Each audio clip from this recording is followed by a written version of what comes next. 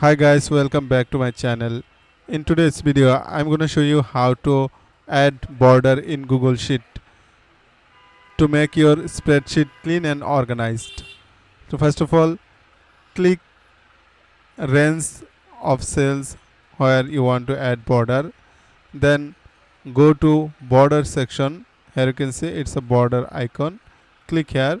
You can apply various types of border like all border, it will be like this, one side border or outer border for.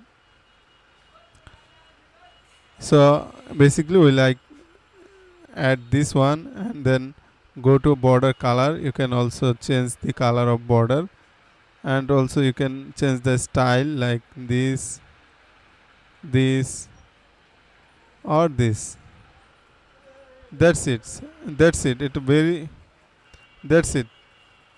I think this is helpful for you. If you think this is helpful, then consider to like, comment, share and subscribe. Thanks for watching.